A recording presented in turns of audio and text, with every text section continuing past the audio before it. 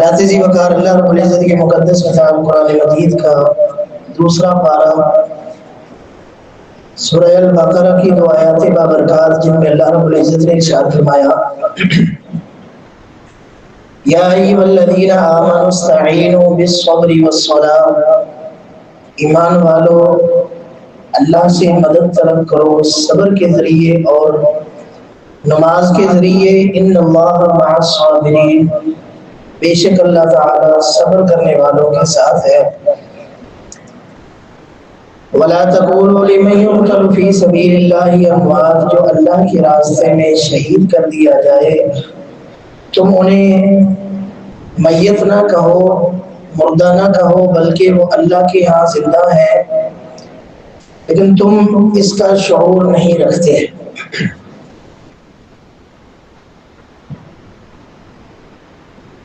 حضرت وقار اسلام کی عظیم تعلیمات میں سے ایک تعلیم جو ایمان والوں کو خاص کر کے دی گئی وہ یہ ہے کہ وہ مصائب کے اوپر، مشکلات، پریشانیوں میں وہ دل برداشتہ نہیں ہوتے، وہ صبر کرتے ہیں۔ صبر کا مطلب یہ ہوتا ہے کہ انسان اپنے آپ کو نقصان پہنچانے سے باز رکھے،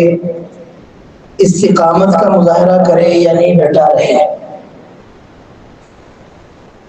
دنیاوی زندگی گزارتے ہوئے یہ زندگی کا حصہ ہے کہ جہاں پہ انسان کو خوشیاں ملتی ہیں وہیں پہ غم بھی آتے ہیں، جہاں پہ انسان بہت سے میدانوں میں جیت حاصل کرتا ہے وہاں پہ ہارنا بھی پڑتا ہے۔ تو جہاں سے انسان کی توقعات یا انسان کی امیدیں پوری ہوتی ہیں، بسا اوقات وہ امیدیں ٹوٹ بھی سکتی ہیں۔ تو ایسی کیفیت میں نبی کریم صلی اللہ علیہ وآلہ وسلم نے ایک ایمان والے بندے کا جو کردار ہے وہ ان الفاظ سے بیان فرمایا کہ عجبا لامر المؤمن، ایمان والے بندے کا معاملہ بڑا خوش نصیبی والا ہے، بڑی ہی سعادت والا ہے کہ ان امرہ کلہ لہ خیر، کہ اس کا ہر معاملہ ہی اس کے لیے خیر اور بھلائی والا ہے۔ اگر اسے کوئی خوشی ملتی ہے تو وہ خوشی پہ اللہ کا شکر ادا کرتا ہے۔ یہ شکر ادا کرنا انسان کے لیے خیر اور برکت کا باعث ہے، اور اگر اسے کوئی تکلیف پہنچے تو وہ اس تکلیف کے اوپر صبر کرتا ہے تو یہ صبر کرنا بھی اس کے لیے بہتر ہے۔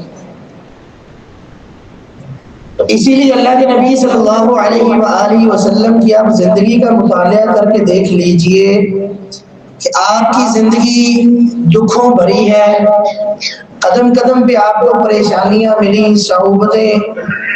مشقتیں آپ نے برداشت کی، لیکن آپ کسی بھی حالت میں ایسا نہیں ہوا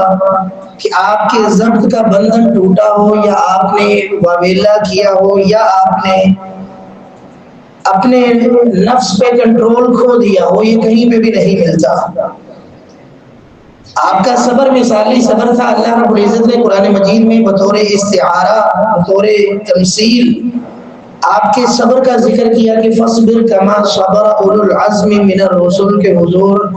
آپ بھی اسی طرح سے صبر کیجئے جس طرح اولو العزم پیغمبروں نے صبر کیا۔ تو صبر یہ اسلام کا حصہ ہے۔ اگر کسی کا کوئی عزیز دنیا سے چلا جائے تو اس کو بھی صبر کرنے کا حکم دیا گیا ہے۔ حضرت یعقوب علیہ السلام، ان کا ایک جو واقعہ بڑا معروف ہے کہ بیٹے سے جدائی ان کو برداشت کرنا پڑی، کہ بھائیوں نے والد کو الجھانے کی کوشش کی، ایک ان کے کرتے کے اوپر کچھ خون لگا کے لے آئے اور کہنے لگے کہ آپ کا بیٹا اب اس دنیا میں نہیں رہا۔ تو وہاں پہ یعقوب علیہ السلام کے یہ الفاظ تھے کہ فصبر جمیل، کہ اب عمدہ صبر ہی میرے لیے بہترین راستہ ہے۔ زندگی نے کروٹ لی، کچھ عرصے کے بعد دوبارہ پھر سے بیٹے کی جدائی سہنا پڑی، تو اس وقت بھی یہی بات کہی کہ فصبر جمیل، کہ میرے لیے صبر ہی بہتر ہے۔ اللہ کے نبی صلی اللہ علیہ وسلم کی زندگی کے اوپر اگر ایک سرسری نظر دوڑائی جائے تو معلوم یہ پڑتا ہے جب اللہ کے نبی صلی اللہ علیہ وسلم ابھی اس دنیا میں تشریف نہیں لائے تھے آپ کی ولادت سے پہلے ہی آپ کے والد کا سایہ سر سے اٹھ چکا تھا۔ جب ابھی آپ چلنے پھرنے کے قابل ہوئے، 6 سال کی عمر تھی، آپ کی والدہ بھی اس دنیا سے چلی گئی۔ دادا جو کہ والد کی مانند شفقت کرنے والا، محبت کرنے والا، لاڈ اٹھانے والا، 8 سال آپ کی عمر ہوتی ہے تو ان کا بھی انتقال ہو جاتا ہے۔ اللہ کے نبی صلی اللہ علیہ وسلم نے دوہری بلکہ تہری جو ہے وہ یتیمی آپ نے دیکھی ہے، لیکن اس کے باوجود آپ کی زندگی ایک مثالی زندگی رہتی ہے۔ کچھ عرصہ گزرتا ہے تو 1 ہی سال کے اندر وفا شعار بیوی بھی ساتھ چھوڑ جاتی ہے، اللہ کے پاس چلی جاتی ہے، اور نہایت شفقت کرنے والے چچا بھی اسی 1 سال میں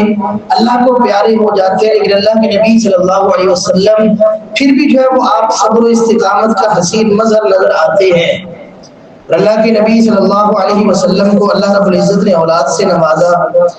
آپ کی بیٹیاں بھی تھیں، آپ کے بیٹے بھی تھے، لیکن سوائے سیدہ فاطمہ رضی اللہ تعالی عنہا کے آپ کی ساری اولاد آپ کی حیات طیبہ میں ہی اللہ کے پاس چلی گئی۔ تو اللہ کے نبی صلی اللہ علیہ وآلہ وسلم آپ پھر بھی صبر و استقامت کا حسین مظہر بنتے ہیں۔ یہ کوئی معمولی باتیں نہیں ہیں، یہ کوئی معمولی غم نہیں تھے، لیکن اس کے باوجود اللہ کے نبی صلی اللہ علیہ وآلہ وسلم آپ کو آپ کے ایک نواسے کی وفات کی خبر ملتی ہے تو اللہ کے نبی صلی اللہ علیہ وسلم کی آنکھوں سے آنسو نکل کے آپ کے رخسار پہ آتے ہیں۔ صحابہ کرام کہتے ہیں کہ اللہ کے نبی صلی اللہ علیہ وسلم آپ ہمیں صبر کی تلقین کرتے ہیں، اور یہ کیا معاملہ ہے؟ تو اللہ کے نبی صلی اللہ علیہ وسلم فرمایا کہ یہ آنسو اللہ کی رحمت ہے، یہ آنسو آ جانے چاہیے، لیکن جو جس چیز سے منع کیا گیا ہے وہ واویلا کرنا ہے، وہ اپنے گریبان پھاڑنا ہے، وہ نوحہ کرنا ہے، وہ چیخ کے اور چنگھاڑ کے جو رونا ہے اس سے منع کیا گیا ہے۔ اللہ کے نبی صلی اللہ علیہ وآلہ وسلم نے فرمایا کہ 4 امور میری امت میں جاہلیت والے باقی رہیں گے، ان میں سے ایک النیاحۃ علی المیت کے فوت شدہ انسان کے اوپر نوحہ کرنا، بین ڈالنا۔ یہ اللہ کے نبی صلی اللہ علیہ وسلم کہ یہ امر جاہلیت کا ہے، لیکن اس کے کچھ اثرات میری امت میں بھی نظر آئیں گے۔ جو اللہ کے نبی صلی اللہ علیہ وسلم نے یہاں تک ارشاد فرمایا کہ جب کسی میت کے اوپر شدت سے رویا جاتا ہے، اس کے اوپر نوحہ پڑا جاتا ہے، تو آپ نے کہ المیت یعذب ببکاء اہلہ علیہ، کہ اس نوحہ پڑے جانے کی وجہ سے اس شدت کے ساتھ جو رویا جاتا ہے، چیخا چگاڑا جاتا ہے، میت کو جو ہے وہاں پہ مشکلات کا سامنا کرنا پڑتا ہے۔ اس لیے اللہ کے نبی صلی اللہ علیہ وسلم نے صبر کا جو ہے وہ درس دیا ہے۔ 10 محرم ہے، یقیناً یہ اللہ کے نبی صلی اللہ علیہ وسلم کے عظیم نواسے سیدنا حسین رضی اللہ تعالی عنہ کی مظلومانہ شہادت کا ایک دن ہے کہ جس کے اوپر جتنا بھی اظہار افسوس کیا جائے کم ہے، اور جتنا بھی اس کے اوپر جو ہے وہ جس قدر اس واقعے کے بعد اسلام کو نقصان پہنچا ہے کہ اسلام کی بنیادیں کمزور پڑنا شروع ہوئی، کہ وہ اسلام کہ جو اس قدر تیزی سے پھیل رہا تھا کہ 22 لاکھ مربع میل تک سیدنا عمر بن خطاب رضی اللہ تعالی عنہ کے دور تک جس کی وسعتیں پھیلی کہ جہاں پہ 64 لاکھ مربع میل تک سیدنا امیر معاویہ رضی اللہ تعالیٰ عنہ کے دور حکومت تک جس کی سرحدیں پہنچی تو وہاں پہ انتشار بڑھا، اور وہ ایسا واقعہ تھا کہ جس کے بعد آج تک امت مسلمہ کبھی ایک نہیں ہو سکی۔ جہاں کہیں بھی اثرات نظر آتے ہیں، اتفاق و اتحاد کی فضا قائم ہونے لگتی ہے، وہیں پہ کوئی نہ کوئی ایک چیز چھوڑی جاتی ہے کہ جس کی وجہ سے پھر دوبارہ پھر سے مسلمان آپس میں لڑتے ہیں۔ اب یہ امر ذہن میں رکھیے کہ اللہ کے نبی صلی اللہ علیہ وآلہ وسلم اور آپ کا عظیم گھرانہ یہ پوری امت کے لیے اتفاق اور اتحاد کی علامت ہے۔ اگر کوئی اللہ کے نبی صلی اللہ علیہ وسلم کو پیغمبر تسلیم نہیں کرتا یا آپ کے گھرانے کی عظمت کو تسلیم نہیں کرتا تو وہ بندہ مسلمان ہو ہی نہیں سکتا۔ جس کا معیار اللہ کے نبی صلی اللہ علیہ وسلم نے ایک مقرر کیا ہے کہ ترکت فیکم امرین لن تضلوا ما تمسکتم بہما، 2 طرح کے مختلف الفاظ ہیں۔ آپ نے فرمایا کہ میں تمہارے درمیان 2 چیزیں چھوڑ کے جا رہا ہوں، جب تک مضبوطی سے تھامے رکھو گے کبھی بھی تم گمراہ نہیں ہو سکو گے۔ ایک اللہ کی کتاب ہے اور دوسرا فرمایا کہ میرا خاندان ہے۔ کتاب اللہ و عترتی، اور دوسرے مقام پہ کتاب اللہ و سنتی بھی ہے۔ لیکن اللہ کے نبی صلی اللہ علیہ وسلم نے اہل بیت کو بھی ایک مقام دیا ہے۔ سیدہ ام سلمہ رضی اللہ تعالیٰ عنہ بیان کرتی ہے کہ ایک مرتبہ اللہ کے نبی صلی اللہ علیہ وآلہ وسلم میرے گھر میں تشریف فرما تھے۔ سیدنا ام سلمہ رضی اللہ تعالیٰ نبی کریم صلی اللہ علیہ وسلم کی زوجہ ہے اور ام المؤمنین ہے۔ فرماتی ہے کہ اللہ کے نبی صلی اللہ علیہ وآلہ وسلم میرے گھر میں تشریف فرما ہے۔ سیدہ فاطمہ رضی اللہ تعالیٰ عنہ آتی ہیں، اللہ کے نبی صلی اللہ علیہ وسلم کو سلام کرتی ہے۔ نبی کریم صلی اللہ علیہ وسلم نے ایک چادر اوڑھی ہوئی ہے، آپ ان کو اپنی چادر میں جو ہے وہ داخل کر لیتے ہیں۔ سیدنا علی المرتضیٰ رضی اللہ تعالیٰ عنہ آتے ہیں، سلام کرتے ہیں، آپ جواب دیتے ہیں اور ان کو بھی اپنی چادر میں شامل کر لیتے ہیں۔ سیدنا حسن و حسین رضی اللہ تعالیٰ عنہما آتے ہیں، سلام کرتے ہیں تو اللہ کے نبی صلی اللہ علیہ وسلم جواب دے کر ان کو بھی چادر میں شامل کر لیتے ہیں اور ایک فرق محبت سے اللہ کے نبی صلی اللہ علیہ وسلم اللہ سے دعا کرتے ہیں، اللہم ہؤلاء عترتی و اہل بیتی، کہ اللہ یہ میرا خاندان ہے، یہ میرے اہل البیت ہے، لہٰذا ان کو بھی وہ مرتبہ اور مقام عطا کر فذھب عنہم الرجس وطہرہم تطہیرا، کہ ان سے ہر قسم کی گندگی کو دور کر دے اور ان کو پاک اور صاف کر دے۔ اللہ رب العزت نے قرآن مجید میں سورہ احزاب میں جہاں پہ امہات المؤمنین یعنی نبی کریم صلی اللہ علیہ وسلم کے ازواج مطہرات کا جہاں پہ ذکر کیا ہے، وہاں پہ اللہ رب العزت نے یہ الفاظ ارشاد فرمائے کہ انما یرید اللہ لیذھب عنکم الرجس اہل البیت، کہ اللہ تعالیٰ یہ چاہتا ہے کہ نبی کے گھرانے سے ہر قسم کی گندگی کو دور کر دیا جائے اور ان کو جو ہے پاک صاف کر دیا جائے۔ تو اللہ کے نبی صلی اللہ علیہ وسلم نے دعا فرمائی کہ اللہ یہ بھی میرا خاندان ہے، ان سے بھی ان کو بھی جو ہے وہ پاکیزہ بنا دے۔ اب یہاں پہ معاملہ یہ بنتا ہے کہ اللہ کے نبی صلی اللہ علیہ وسلم کے جو اہل البیت قرآن مجید کے مطابق ہیں اور جو اللہ کے نبی صلی اللہ علیہ وسلم نے اپنے فرامین کے ذریعے جن کو اپنا اہل البیت شمار کیا، آج بہت سے لوگ اہل البیت سے محبت اور عقیدت کی آڑ میں ہی انہی اہل البیت کو تقسیم کر دیتے ہیں اور اللہ کے نبی صلی اللہ علیہ وسلم کی ازواج مطہرات کو اہل البیت میں شامل نہیں کرتے، جبکہ اللہ نے قرآن مجید میں جو ازواج مطہرات ہیں ان کو اہل البیت میں شامل کیا ہے۔ اس طرح ایک واقعہ سیدنا ابراہیم علیہ السلام کا قرآن مجید میں ہمیں ملتا ہے کہ فرشتے انسانی شکل میں ان کے پاس آتے ہیں اور سیدنا ابراہیم علیہ السلام انہیں پہچان نہیں پائے، فوراً سے جو ہے وہ گوشت بھنا ہوا ان کے سامنے لا کے رکھ دیا۔ جب دیکھا کہ وہ کھانے کو ہاتھ نہیں لگا رہے تو پریشان ہو گئے کہ شاید یہ دشمن ہے جو کھانا نہیں کھا رہے، مجھے کوئی نقصان پہنچانا چاہتے ہیں۔ تو انہوں نے کہا کہ آپ تسلی رکھیے، ہم آپ کے رب کی جانب سے بھیجے ہوئے فرشتے ہیں۔ تو اس بات کو سن کے ان کی جو اہلیہ پاس کھڑی تھی وہ مسکرانے لگی، تو وہاں پہ فرشتوں نے یہ جواب دیا کہ رحمت اللہ وبرکاتہ علیکم اہل البیت، کہ تمہارے اوپر اللہ کی رحمتیں ہوں، اللہ کی برکتیں ہوں اے گھر والوں۔ یعنی سیدنا ابراہیم علیہ السلام کی زوجہ محترمہ کو وہاں پہ اہل البیت کہا گیا۔ یہ سورہ ہود کے اندر یہ اللہ رب العزت نے سارا واقعہ بیان کیا ہے۔ اسی طرح سورہ احزاب میں اللہ کے نبی صلی اللہ علیہ وسلم کی ازواج مطہرات کو جب خاص ہدایات دی گئی وہاں پہ بھی اہل البیت کا لفظ استعمال کیا گیا۔ تو آج اہل البیت کی محبت کے جو دعویدار ایک گروہ ہے وہ اللہ کے نبی صلی اللہ علیہ وسلم کی ازواج مطہرات کو ہی برا بھلا کہتا ہے، تو ان کو اپنے اس رویے کے اوپر غور و فکر کرنا چاہیے کہ عقیدت کا اظہار کی آڑ میں کس طرح کے معاملات کیے جاتے ہیں، بجائے اس کے کہ جو خاندان محبت کی علامت تھا انہی کا نام لے کر کے امت کو تقسیم کیا جائے۔ یہ معاملہ، یہ رویہ، یہ طریقہ درست نہیں ہے۔ سیدنا حسین رضی اللہ تعالیٰ عنہ، سیدنا حسن رضی اللہ تعالیٰ عنہ اللہ کے نبی صلی اللہ علیہ وسلم ان سے بڑی محبت کرنے والے، بڑی عقیدت رکھنے والے، آپ بڑا ان سے محبت کرنے والے، اور آپ فرمایا کرتے تھے کہ ہماری حانتا یا من الدنیا، یہ دنیا میں میرے دو عظیم پھول ہیں۔ مرتبہ اللہ کے نبی صلی اللہ علیہ وسلم منبر پر تشریف فرما ہے، آپ اپنی امت کو خطبہ دے رہے ہیں اور دیکھا کہ باہر شہزادوں کے اوپر نظر پڑی کہ جن کے اوپر جو انہوں نے کرتے پہنے ہوئے تھے وہ تھوڑے سے لمبے تھے اور اس کی وجہ سے وہ کبھی گر رہے ہیں کبھی کھڑے ہو رہے ہیں، اچھے طریقے سے ان سے چلا نہیں جا رہا۔ اللہ کے نبی صلی اللہ علیہ وسلم آپ منبر سے اترتے ہیں، اپنے شہزادوں کو پکڑ کے دوبارہ پھر سے منبر کے پاس لاتے ہیں، ان کو بٹھاتے ہیں اور دوبارہ پھر سے جو اپنا خطبہ شروع کرتے ہیں، اور آپ یہ اپنی امت کو یہ سبق دیتے ہیں کہ یہ دیکھیں یہ محبت جو اولاد کے ساتھ ہے یہی وہ چیز ہے کہ جس کی جانب اللہ رب العزت نے قرآن مجید میں اشارہ کیا کہ تمہارا مال اور تمہاری اولاد تمہارے لیے ایک آزمائش ہے، تو یہ دیکھو آزمائش کا عظیم اثر کہ مجھ سے برداشت نہیں ہوا کہ میرے شہزادے گرتے پڑتے چلے آئیں. اللہ کے نبی صلی اللہ علیہ وسلم نماز پڑھ رہے ہوتے تو سیدنا حسن و حسین رضی اللہ تعالیٰ عنہ کے پاس ہی زیادہ وقت گزارا کرتے تھے. تو بسا اوقات سیدنا حسن رضی اللہ تعالیٰ عنہ آپ کی کمر کے اوپر سوار ہو جاتے ہیں. تو جب سوار ہو جاتے تو اللہ کے نبی صلی اللہ علیہ وسلم اپنا سجدہ طویل کر لیا کرتے ہیں. حتیٰ کہ صحابہ کرام فرماتے ہیں کہ ہمیں یہ گمان گزرتا کہ شاید اللہ کے نبی صلی اللہ علیہ وسلم دنیا میں نہیں رہے، اس قدر طویل سجدہ ہوا کرتا تھا.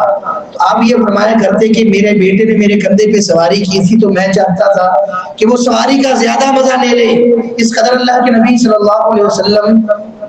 اپنے نواسوں سے محبت کیا کرتے تھے. اور ایک اور بات جو اس سارے واقعے میں ہمیں نظر آتی ہے، اللہ کے نبی صلی اللہ علیہ وسلم کا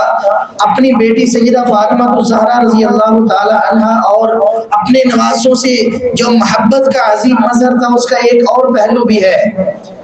کہ زمانہ جاہلیت میں بھی اور آج بھی اکثر جگہوں پہ یہ بات سمجھی جاتی ہے کہ بیٹی پرایا دھن ہے. تو جو محبت، جو عنایت، جو شفقت بیٹوں کو دی جاتی ہے وہ بیٹیوں کو نہیں دی جاتی تھی. تو اس وقت اللہ کے نبی صلی اللہ علیہ وسلم نے ایک مثال قائم کر دی. آپ نے ان کو اپنا خاندان قرار دے کر ایک روشن مثال قائم کر دی کہ صرف بیٹے ہی نہیں بلکہ بیٹیاں بھی نسل کی وارث بن سکتی ہیں. تو یہ اللہ کے نبی صلی اللہ علیہ وسلم نے بیٹیوں کی عظمت کو اجاگر کرنے کے لیے بھی اس واقعے کے اوپر غور و فکر کیا جائے تو بیٹی کی عظمت بھی اجاگر ہوتی ہے. اور جو ہمارے ذہن میں یہ بات راسخ ہے کہ بیٹی پرایا دھن ہوتی ہے، اس بات کا بھی اللہ کے نبی صلی اللہ علیہ وسلم نے رد فرمایا ہے. اس لیے اس واقعے کو اس نظر سے بھی دیکھا جائے. اللہ کے نبی صلی اللہ علیہ وآلہ وسلم نے خبردار کیا تھا. سیدنا حسن رضی اللہ تعالیٰ عنہ کو آپ نے فرط محبت سے چوما اور فرمایا کہ یہ میرا بیٹا سردار ہوگا، یہ میرا بیٹا سردار ہوگا اور اللہ تعالیٰ اس کے ذریعے مسلمانوں کی دو عظیم جماعتوں کے درمیان صلح کروائے گا. اب یہاں پہ جو غور و فکر کا مقام ہے،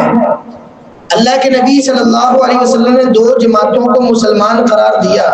یعنی غلط فہمیاں ان کے درمیان ہوئی ہیں. ہماری تاریخ کا یہ ایک حصہ ہے جس سے ہم فرار نہیں کر سکتے، لیکن اللہ کے نبی صلی اللہ علیہ وسلم نے دونوں گروہوں کو مسلمان قرار دیا ہے. اب وہ ایک امت تھی جو گزر چکی، جو ان کے معاملہ تھا اللہ کے پاس پہنچ چکا، اس کو بنیاد بنا کہ آج ہم امت میں پھوٹ ڈالیں، ایک دوسرے کو گالم گلوچ کریں یا گزرے ہوئے لوگوں کے بارے میں ہم برا بھلا کہیں، یہ ہمیں زیب نہیں دیتا. اللہ رب العزت نے قرآن مجید میں 3 گروہ مختلف جو امت مسلمہ سے تعلق رکھنے والے ہیں ان کا ذکر کیا. والسابقون الاولون من المہاجرین والانصار، کہ جو سبقت لے جانے والے مہاجر تھے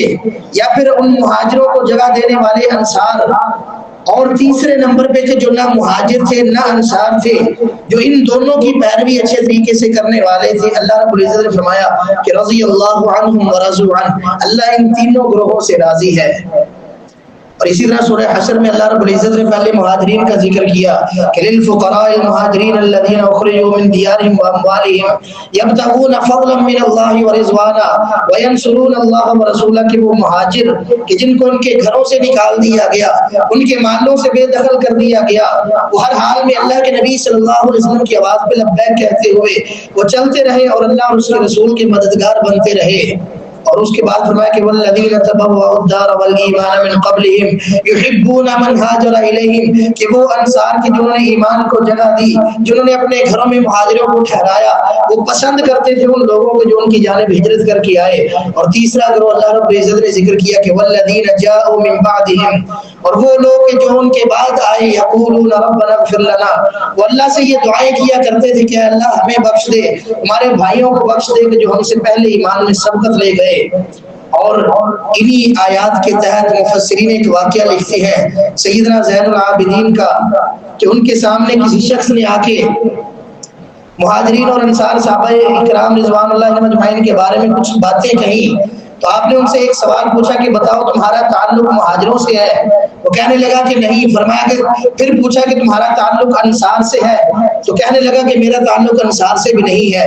تو سیدنا زین العابدین کہتے ہیں کہ اللہ رب العزت نے 3 گروہوں کا ذکر قرآن مجید میں کیا ہے، مہاجر ہیں، انصار ہیں، اور جو ان کے بعد آنے والے ان کے لیے کلمہ خیر کہنے والے ہیں۔ تو میں یہ کہتا ہوں کہ اگر تم پہلے 2 گروہوں کے ساتھ تمہارا تعلق نہیں تو پھر تیسرے کے ساتھ بھی تم تعلق نہیں رکھتے۔ یعنی وہ بھی اس بات کو پسند نہیں کیا کرتے تھے کہ صحابہ کرام رضوان اللہ اجمعین کے بارے میں کوئی بات کی جائے۔ یہ اہل البیت کی صحابہ کرام سے محبت تھی، صحابہ کرام کی اہل البیت سے محبت تھی۔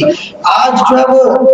ایک واقعے کو بنیاد بنا کے ابتدا سے نبی صلی اللہ علیہ وسلم کے ساتھیوں پہ تنقید کرنا یہ کسی بھی حوالے سے درست امر نہیں ہے۔ اور تاریخ کی سمت اگر دیکھی جائے، تاریخ کا دھارا اگر دیکھا جائے تو جہاں پہ سیدنا حسن و حسین رضی اللہ تعالیٰ عنہ بچپن میں ان کا تذکرہ ہمارے سامنے آتا ہے، یا پھر ان کی وفات کے وقت، ان کی شہادت کے وقت کا ذکر جو ہمارے سامنے آتا ہے، تو سیدنا حسین رضی اللہ تعالیٰ عنہ بوقت شہادت ان کی عمر 50 سے اوپر سال تھی۔ تو سوال یہ ہے کہ ان سارے سالوں میں سیدنا حسین رضی اللہ تعالیٰ عنہ کہاں پہ موجود تھے؟ وہ مکے میں رہے ہیں، وہ مدینے میں رہے ہیں، وہ کبھی بھی ان 2 بستیوں سے باہر نہیں گئے، زیادہ تر وقت ان کا مدینے کے اندر ہی رہا ہے۔ تو جتنی بھی کہانیاں ان کے حوالے سے بنا کر کے عوام سے ہمدردی وصولنے کی کوشش کی جاتی ہے، اگر ان کے اوپر ادنا سی بھی نظر دوڑائی جائے تو یہ ساری چیزیں غلط ثابت ہو جاتی ہیں۔ سیدنا ابوبکر اور عمر رضی اللہ تعالیٰ